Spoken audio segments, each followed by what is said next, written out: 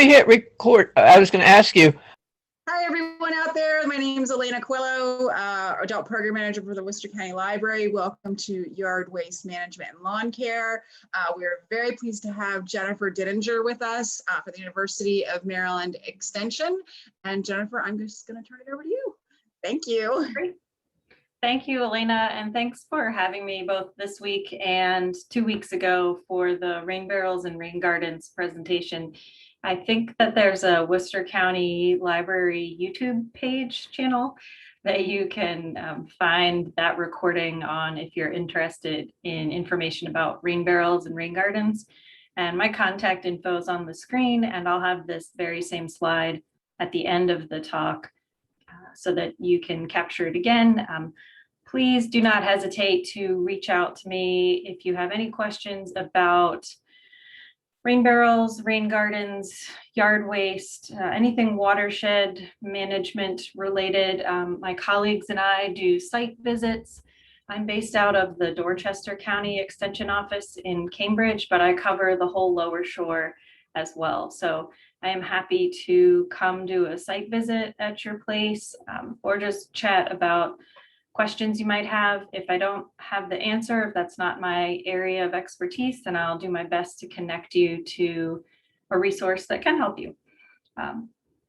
So I'm going to go ahead and get started.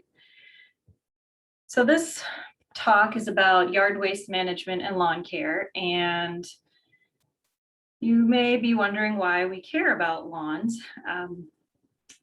Other than it's now getting to be summertime and people will be out in their yards a little more. I apologize, I have a very curious cat behind me, so there may be some distracting noises. I apologize for that. So we care about lawns in the stormwater and the watershed world because lawn fertilizer accounts for 44% of fertilizer sales in Maryland. And our local water bodies have, in general, too much nitrogen and phosphorus in them, which then cause eutrophication, which means that there's too many nutrients in the water and the algae can grow up. And then when the algae die, they suck up all the oxygen, and then the oxygen's missing from the water for the critters to live in. This also relates to lawns because the grass doesn't have a very deep root system. So it can't hold in soil as well as, say, like a deeper rooted plant. And so there's a higher potential for erosion. I'm just going to pause and kick the cat out. Okay, my apologies for that. Life in Zoom world is never boring. So there are pros and cons to lawns, obviously. Lawns look nice when you're driving through a neighborhood or even looking out on your own lawn. They look good. It provides a nice recreational area for your family.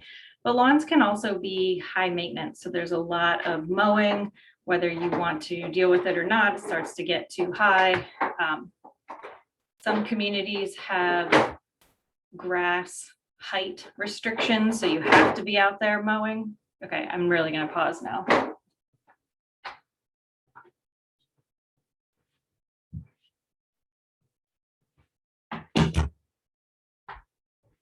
Okay, I'm so sorry about that. I don't know what the challenge is. Everyone's been fed, so.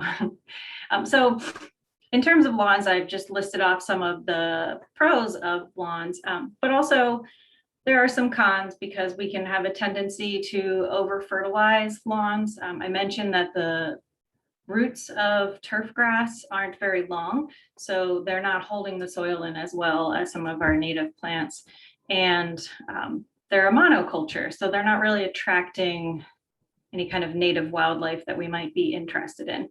And then there can be a tendency to just use up whatever chemical is in the bag or use up that extra fertilizer. And so that can increase the opportunity for fertilizer and pesticides to run off and become part of a stormwater problem, which you can see in this central graphic. So I covered at the next few slides in my previous presentation, but lawn care is also related to stormwater management. So I wanted to just reiterate this information. So stormwater is any water that originates during a precipitation event like rain, snow, icing, what have you. And it carries with it everything that is on the land, and it carries it directly into the receiving waters. So when water goes down the drain in our homes, that water goes into either a septic system for some treatment before percolating into the ground, or it goes into a wastewater treatment plant for treatment. Stormwater doesn't do that. Stormwater goes into the nearby culvert and is piped into the nearest stream or river or the bay. And so we have to be careful about what that stormwater is picking up, because everything it picks up ends up right into the receiving waters. And these are all different kinds of stormwater pollution. Some of them might be something you hadn't thought about, like the bacteria from pet waste, or even temperature. So when that stormwater hits a hot pavement, it's going to heat up the water, and that warmer water will enter the receiving waters. And there are temperature gradients outside of which fish and crabs and other critters can't live. And so we have to be careful about how hot the water gets as well. The reason I bring this information up is that our local receiving water quality is declining, or is still not improved enough to say that we could call these waters fishable and swimmable. Worcester County is unique in Maryland. Well, Worcester County and Garrett County are unique in Maryland in that they have two different watersheds that they drain to. In Worcester, there are the coastal bays, but then a portion of Worcester County also drains to the Chesapeake Bay. So here you can see that the water quality in the coastal bays with respect to nitrogen actually isn't that bad, except it's a little bit concerning in the St. Martin's River and Newport Bay. But total phosphorus is a problem, and it's not at the levels where we would like it to be. And as I mentioned in the beginning, these nutrients end up in the water through that stormwater runoff pathway, and then can cause too much algae, which can then lead to an algae bloom, and then the water's not safe for animals or for us to be near or to be touching. Not to just solely focus on the coastal bays, but water quality in the Chesapeake is also not improving as quickly as we would like. And the one thing I want to point out here is that urban stormwater, which is all of the water or stormwater runoff that comes from anything that isn't a farm or a wastewater treatment plant or a septic system. So even though the term urban stormwater might make you think of a larger city like Baltimore or some of the big cities on the Western Shore, urban runoff just means basically anything from a town, a village, anything that we as individuals are generating versus like larger institutions or wastewater treatment plants.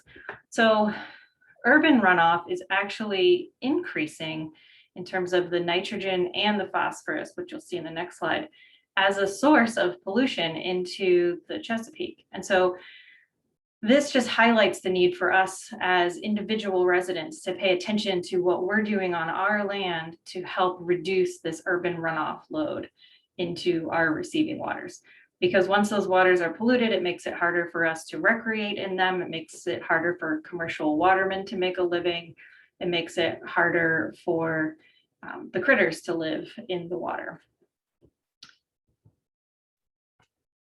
And then this is the slide for phosphorus. And the other thing I wanted to point out is that the pollution load that comes from wastewater treatment plants and from agriculture, those loads are actually decreasing. So we put a lot of regulation out and made a lot of upgrades to wastewater treatment plants. And there's a lot of requirements for the ag community about how many nutrients they can apply and when. And so you can see the benefits of those actions in the reduction of nitrogen and phosphorus coming from those sources.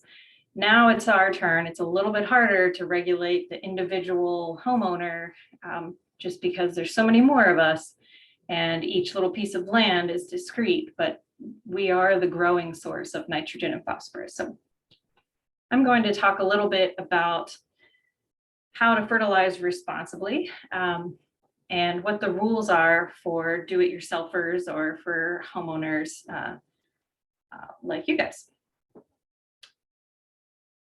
So in Maryland, there are rules for professionals. So that would be any landscaping company that gets hired to do lawn maintenance, or any institutions that take care of their own maintenance.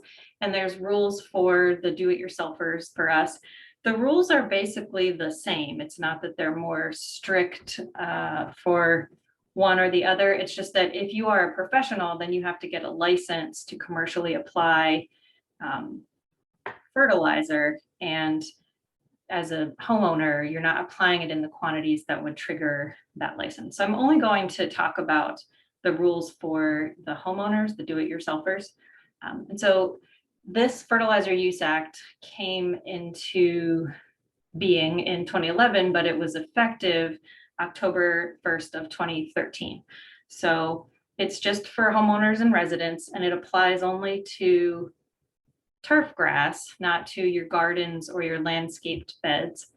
And application of fertilizer is restricted between November 15th and March 1st. So if you think about that just conceptually, nothing's really growing in the winter, especially not grass. And so it makes sense that you wouldn't want to just put fertilizer out there on your grass over the winter and in the early spring, especially because it can be quite wet during those months. So again, that's between November 15th and March 1st.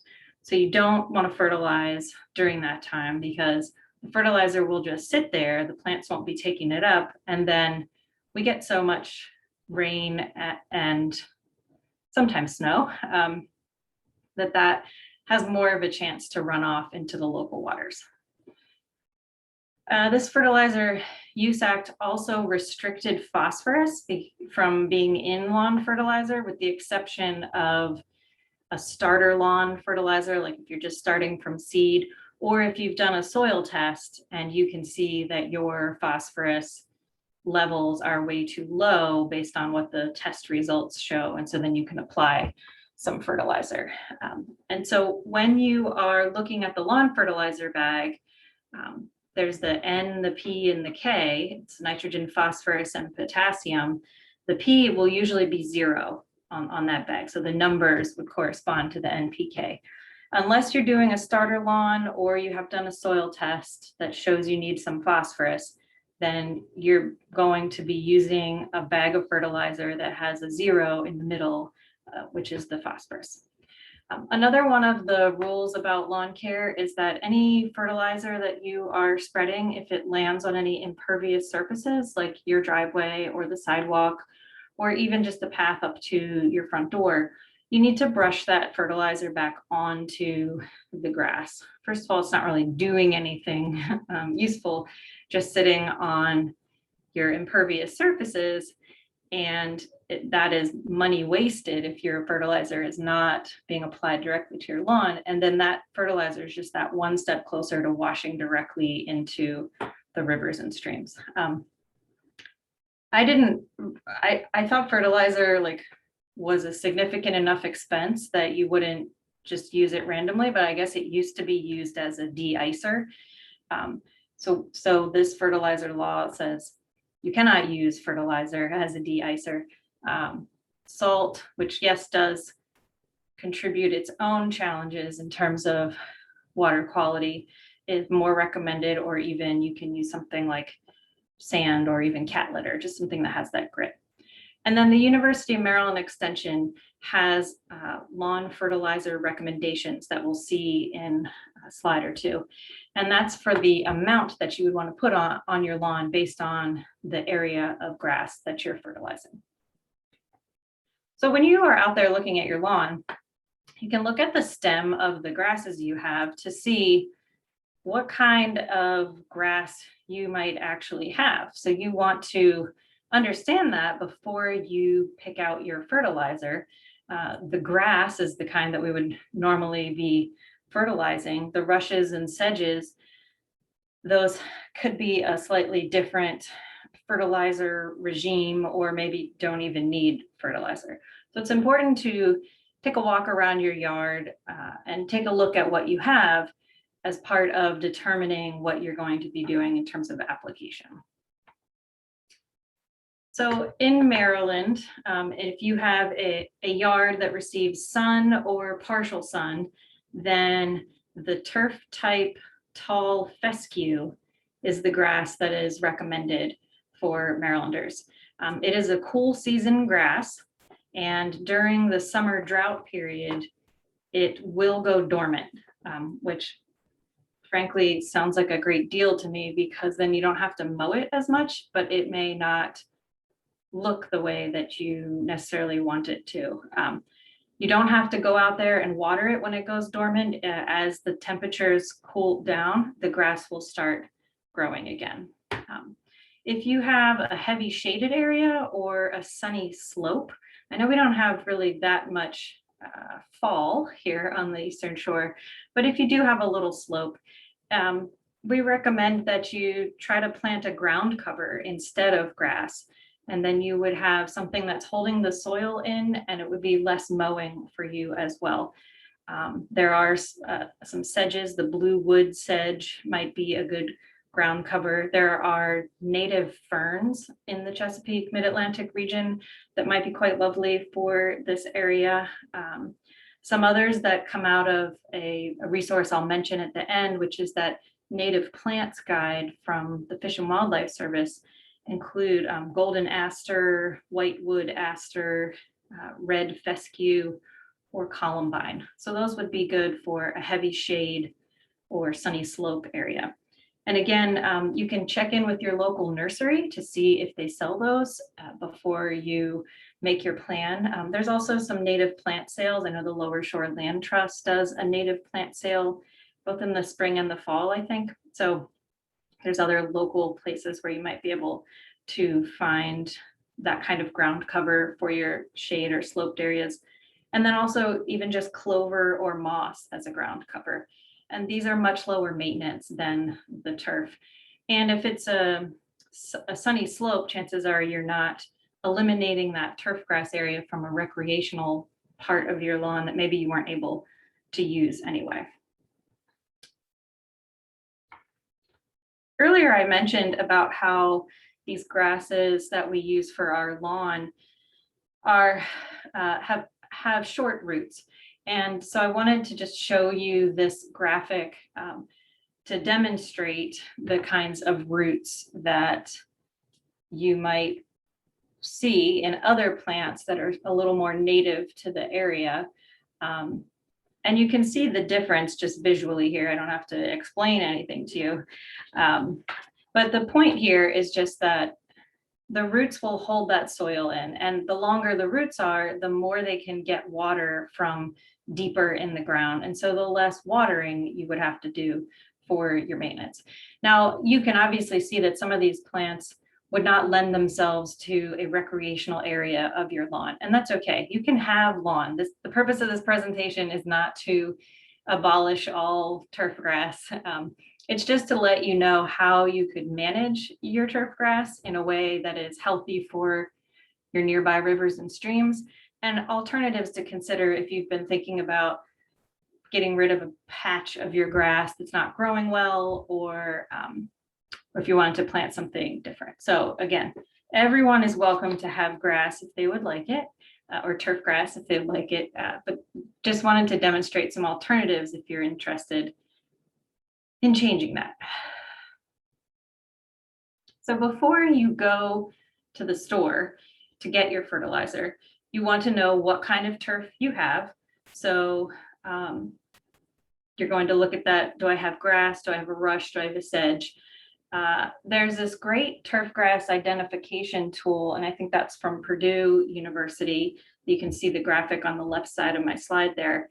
And you can take a look at what you have and compare it in this tool to understand whether you might have the turf type tall fescue or Kentucky bluegrass or ryegrass, Bermuda grass, zoysia grass. And you might have a mix. You might have more than one of those kinds of grasses growing in your yard. And those grasses have each of those might be in a slightly different fertilization category. So it's important to know what you have. If you have problem spots in your yard where you haven't been able to grow anything, you may want to do a soil test. The Home and Garden Information Center, which is part of University of Maryland Extension, has on their website a list of all the soil test labs in Maryland. And there's also at your local extension office, I was just speaking with Elena before we started, all the extension offices on the Eastern Shore are open in terms of COVID. You just have to call ahead and make an appointment or let them know what you're looking for. But each extension office has bags for soil testing. So you can pick up a bag in which to put your soil for the soil test. And then you would send that soil to the lab that's nearby. I can't remember the name of the lab that the bags are for, but there's either one just across the border in Delaware or there's one on the lower shore. So if you're seeing problem areas and you really do want to grow grass there, figure out maybe what the challenge is to that part of the yard before you just dump fertilizer and water on it to see like what would grow. Then you want to know how much fertilizer you need. It's not inexpensive, so you want to make sure that you're not buying too much and that you just have fertilizer lying around in your shed or in your garage. So you want to take a look at your property and measure the length and the width of the property and multiply that together, and that's your square footage of your property. But then you want to measure all the structures that are on your property, like I have a driveway and I have a footprint of my house and I have a small shed. So I would find the square footage of those footprints and subtract that from my total number. And then that leaves you with your square footage of the fertilizable area. And so that helps you get a sense for how many bags of the fertilizer you might need, because you might find that you've been putting on too much or not enough. So when you get to the store, as I mentioned, there's that ratio of nitrogen, phosphorus, and potassium, the three numbers. And generally, unless you're starting up a brand new area, that middle number is going to be 0 because we don't put phosphorus in our normal lawn fertilizer anymore. And you will see how many square feet each bag can cover at the bottom in that red box. And so that is another guide for you to say, okay, well, if I have so many thousand square feet, then how many bags would I need? And you don't need to buy extra just in case. So then the University of Maryland Extension guidelines also include, oh, that's my next slide, I'm sorry. So I'm just going to reiterate these guidelines just because I don't have a handout that goes with this presentation, but we've talked about the limits on phosphorus. The next slide will talk about the application guidance that the University of Maryland Extension puts out every year.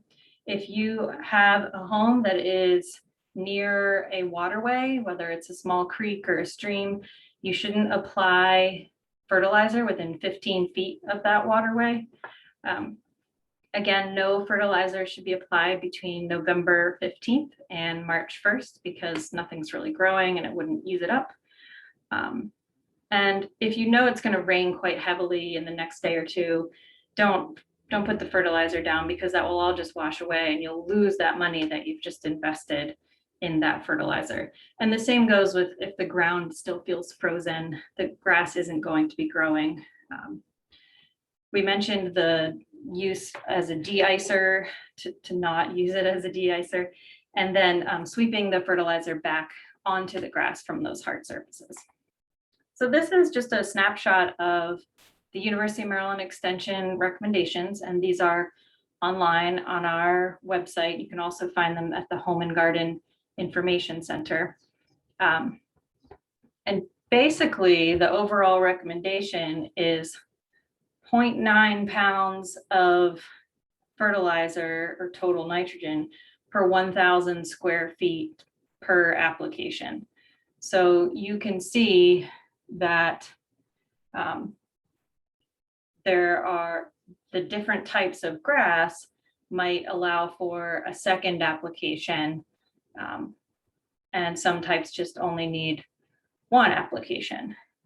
And then there's other notes here that mention if you leave the lawn clippings on the grass, if you have kind of a mulching mower that you don't rake up the grass clippings and bag them, and leaving the grass clippings in place to act as a mulch is recommended. That's nutrients that can help the grass grow that you don't have to pay for, that you've already invested in. So you can see here the recommendations. Again, those are available on our website as well. I have a note here that if you do mulch mow, so the clippings stay on your grass, that can contribute about 25% of the nitrogen that your lawn might need. So that can even reduce your fertilizer costs by more than what we thought. So this slide is about managing the physical inputs while you're out there. You want to apply the fertilizer with a spreader for more even distribution. Keep an eye on the fling range of that spreader to make sure that the fertilizer isn't landing on your sidewalk. You want to mow your grass high. You want to leave it at least 3 inches high, and that allows for the roots to be a little longer underneath too. The grass kind of matches the height of the grass matches the depth of the roots in general. So if you leave your grass to grow a little higher, the roots will be a little deeper as well. And try to only remove 1/3 of the grass at a time. I know you've probably seen folks mow their lawn and it sort of looks like a buzz cut on the lawn. You want to avoid that. You want to make sure the grass is a little bit higher and that you're only just kind of cutting down a little bit. As we mentioned, mulching, using a mulching mower or leaving the grass clippings in place. Do not blow the grass clippings into the street. This is not a good idea for many reasons. One, that's some money that you would be saving by having those grass clippings laying on the grass to allow those nutrients to be taken up as the grass breaks down. When you blow the grass into the street and then it rains, all that grass and debris ends up in the storm drain and often can become tightly packed and actually break the stormwater infrastructure the more that gets packed into it. So you can do real damage to your local drainage if you put those grass clippings out into the street and they are carried off by stormwater. Now, I know there are some communities where the requirement is to pile up your leaves or your yard debris at the sidewalk or at your yard's edge so that the truck can come around. That's okay if that's what your community's system is, but try not to leave those there for too many days. So make your pile and then contact your town or your community, or just learn the days that truck comes around to scoop up that yard waste, and try not to put the stuff there if it's going to rain the day before or too many days in advance. And as I said earlier, that turf type tall fescue that a lot of us have is a cool season grass, meaning it grows a little better when it's cooler. And so you don't have to water it in the summer. You haven't done anything wrong if in the summer your grass just stops growing. You don't need to water it. You don't need to fertilize it more. You just need to enjoy that extra time you're saving by not having to mow it, and thank that cool season grass for giving you some more time off. And this is why, basically, there's no real perfect grass for the area where we live. We're in this transition zone between temperate and subtropical. So warm season grasses don't do very well when it gets cold, and cool season grasses go dormant when it gets warm. And so there is no real lawn grass that looks fantastic throughout the year in this transition zone. And that's kind of another reason to think about if you if you have an interest in converting any parts of your lawn to native plants or conservation landscaping. Some of those plants can stay green all year long and help to beautify your yard if you're worried about that. I want to just make a mention about weeds.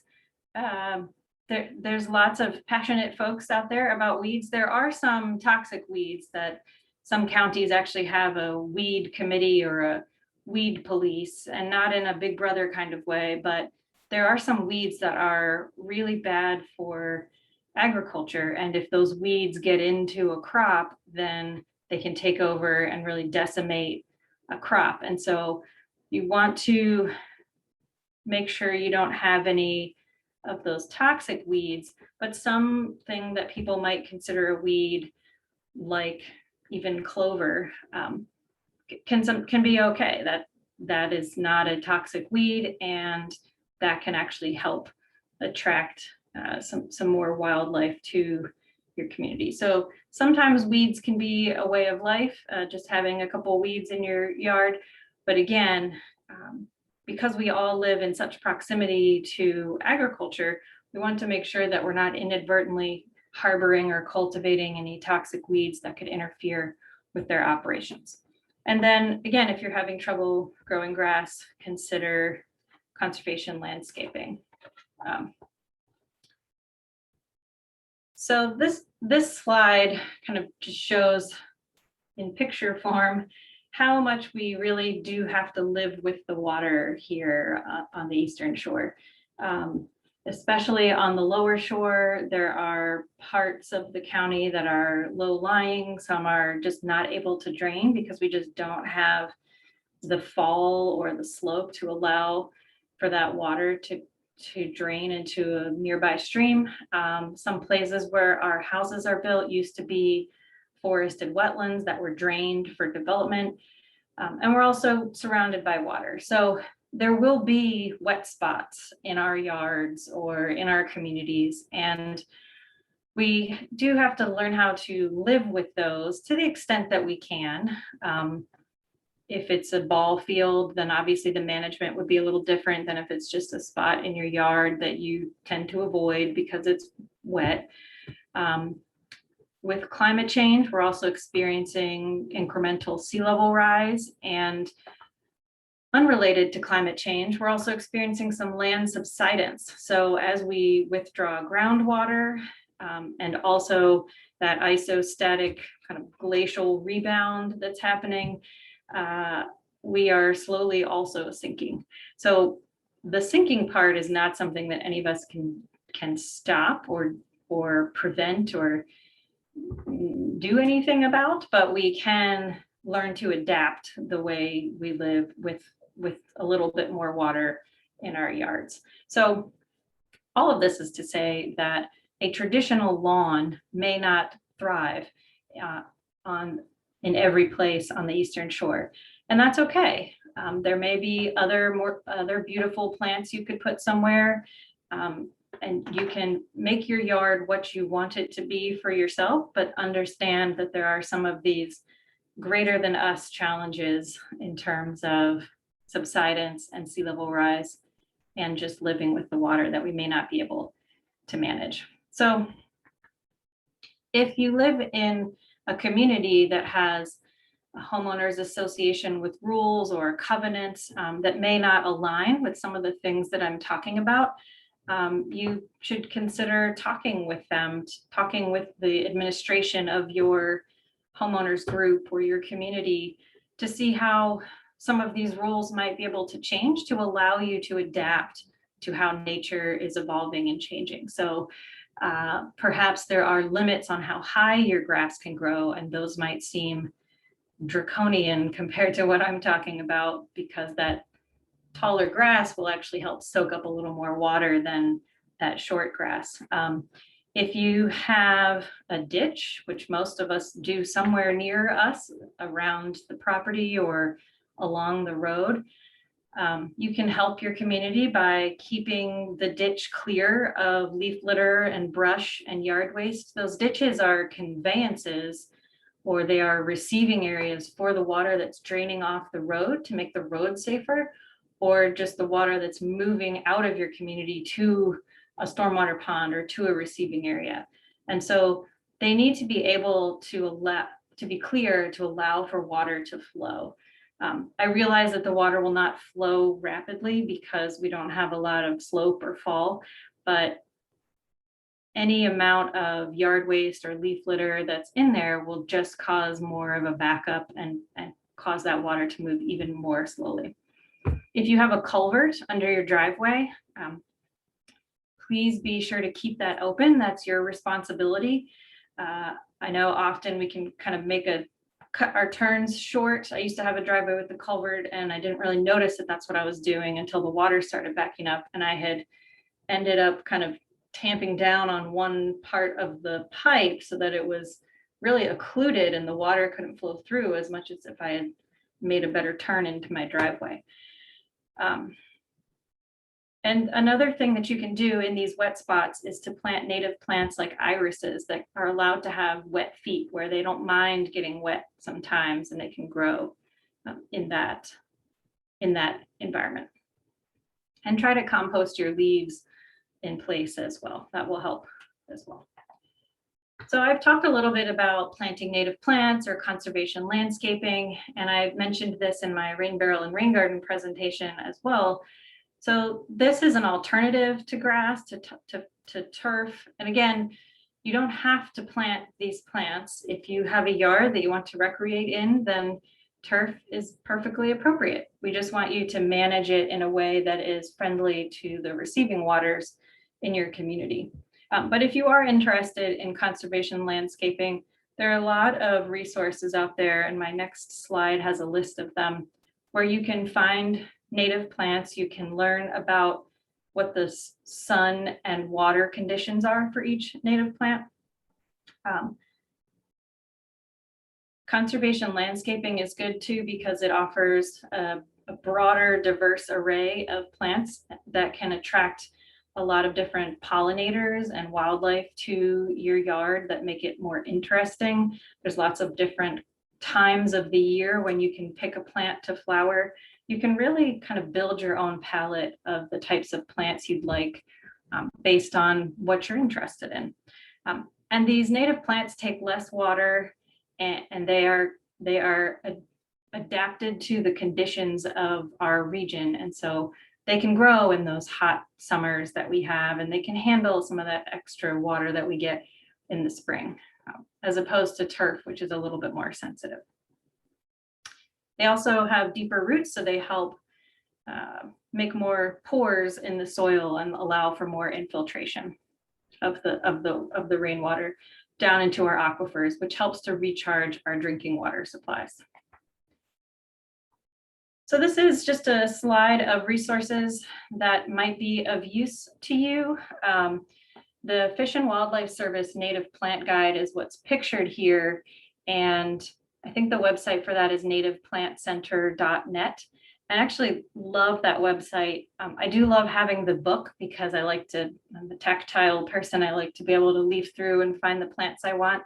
But the website is really helpful because you can put in a plant that's not a native, that might be an ornamental or some kind of weed that you're looking to replace, and it will give you a recommendation for a plant that looks similar to that. So if you had something already, like liriope, and you wanted to substitute it with a native plant, you can put liriope in and it'll give you a recommendation for that substitute, which I think is a super handy tool. I don't know a lot about plant names, and so it's really helpful to have this guide. As I mentioned, there might be some nurseries on the Lower Shore that do native plant sales. I know the Lower Shore Land Trust sponsors a native plant sale. Our Home and Garden Information Center website on the extension.umd.edu website is very thorough, very good. Any kind of pest, bug, plant question you have, the Home and Garden Information Center should have that answer. And then there's resources like me and my colleagues in Extension. So I'm one of a team of 5 who work on like residential stormwater issues, but I also have Master Gardener coordinator colleagues like Ginny Rosenkrantz, who is an amazing resource for all things horticulture and native plants. And I'm sure you've all spoken with Ginny or seen her on TV or worked with her in the past, and she's an amazing resource. And then there's the agriculture agents as well in the county offices. So that is it for my talk. I strongly encourage you to ask questions now or send me an email.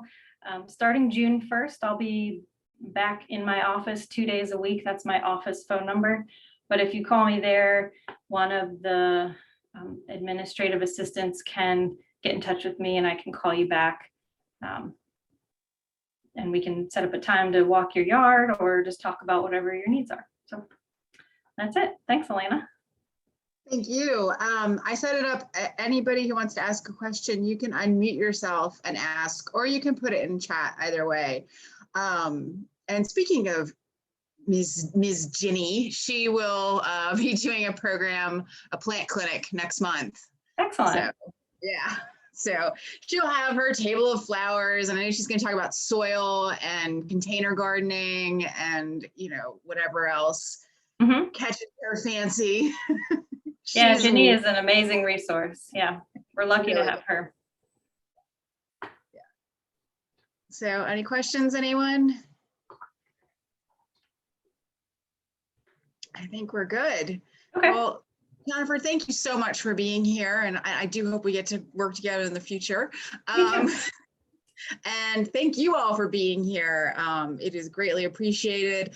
And the library is open. You can just walk in. You just imagine that. You can just walk in. So it's a new world out there. Yes. You can interact with basically everything, I think, at this point. And yeah, tons of materials, resources, help. We're not doing adult programs there yet, but there's gonna be tons of kids programs outside this summer. So if you have kids or grandkids, that'll be great. All right, well, again, thank you all, and you all have a good evening. Thanks, Elena. Thank you. Bye.